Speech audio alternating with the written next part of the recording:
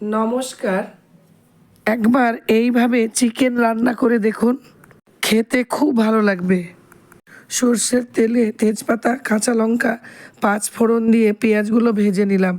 Chicken পরিষ্কার করে ধুয়ে লবণ, হলুদ, চিকেনে আদা রসুন বাটা, সর্ষের তেল দিয়ে ভালো করে মাখিয়ে রেখেছি।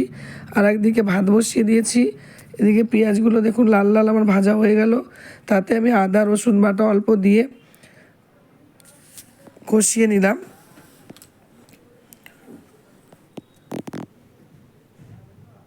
আর অন্য একটি কড়াইয়ে আমার যে ম্যারিনেট করা চিকেনগুলো ফ্রাই করে তুলে নিচ্ছি।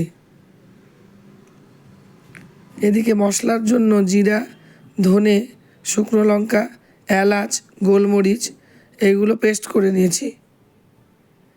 এইদিকে আমার দেখুন মশলা ঢেলে কষিয়ে নিলাম।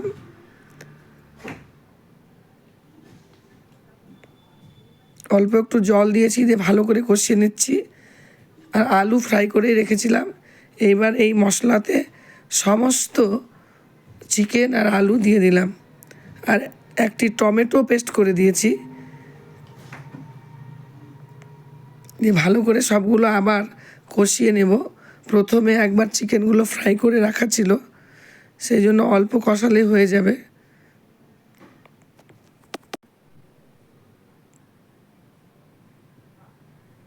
দেখুন কি সুন্দর কষানো হয়ে গেছে চিকেন কষা।